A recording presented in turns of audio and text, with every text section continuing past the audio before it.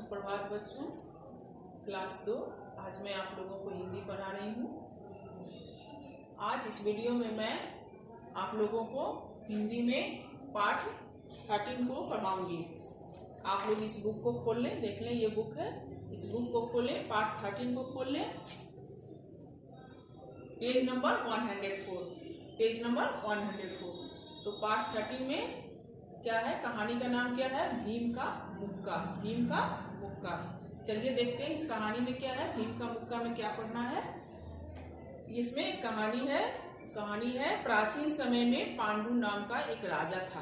प्राचीन समय में पांडु नाम का एक राजा था। प्राचीन समय माने पुराने समय में एक राजा था जिसका नाम था पांडु। तो पांडु के 5 पुत्र थे, युधिष्ठिर, भीम, अर्जुन, नकुल और सहदेव। पांडु के 5 पुत्र थे, युधिष्ठिर, भीम, अर्जुन, नकुल और सहदेव। इन 5 पुत्रों को, पांडु के 5 पुत्रों को पांडव कहा जाता था, पांडव के नाम से जाना जाता था। एक बार ये पांडव अपनी माँ के साथ, माता कुंती के साथ किसी गांव में गए। वहां उन्होंने एक ब्राह्मण के घर गए और गांव में एक ब्राह्मण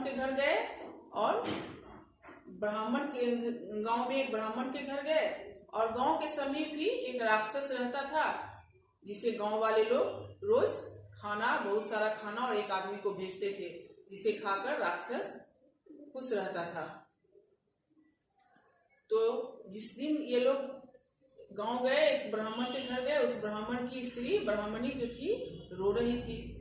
तो कुंती को समझ में नहीं आया कि ये ब्राह्मणी क्यों रो रही है।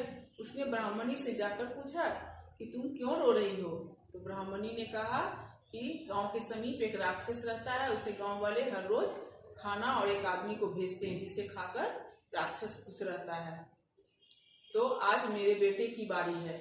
बारी सभी घर वाले बारी से जाते थे राक्षस के पास। तो आज इस ब्राह्मणी के बेटे की बारी थी और इसलिए वो रो रही थी।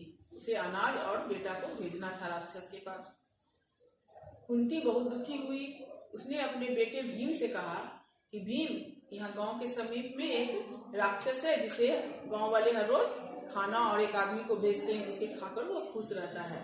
आज इस ब्राह्मणी के बेटे की बारी है, इसका एक ही बेटा है, तो इसलिए बहुत रो रही है और हम चाहते हैं कि तुम उस राक्षस के पास चले जाओ।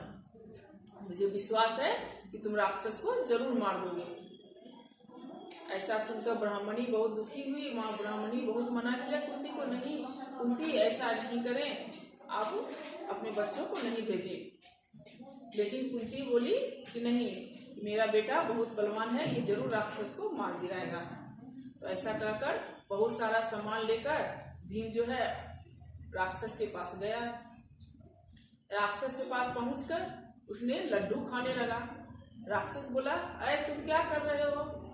तो भीम कहा, देखते नहीं हो, लड्डू खा रहे हैं। इस पर राक्षस को बहुत गुस्सा आया और उससे लड़ाई करने लगा। लड़ाई करने के बाद दोनों में काफी लड़ाई हुआ। तो भीम ने राक्षस के मुंह पर एक मुक्का मारा। उस राक्षस गिर गया और वहीं पे मर गया। भीम तो बहुत ताकतवर था, इसलिए राक्षस को मारा, राक्षस गिरकर मर गया। अब भीम जो है पूरा खाना वाना लेकर के, जितना राक्षस के लिए ले गया था, वो सब लेकर के गांव वापस हुआ। तो गांव वाले बहुत खुश हुए, उन्होंने राक्षस को मार गिराया, गांव वालों को राक्षस से मुक्ति मिल गई। तो गांव वाले बहुत खुश थे। इस तरह से भीम ने गांव वालों को राक्षसों से मुक्ति दिलाया। तो बच्चों, इससे यह सीख मिलती है कि हमें ताकतवर भी होना बहुत जरूरी है। हमें अच्छे खाने खाने चाहिए, कसरत करनी चाहिए, जिससे हमें शक्ति मिले।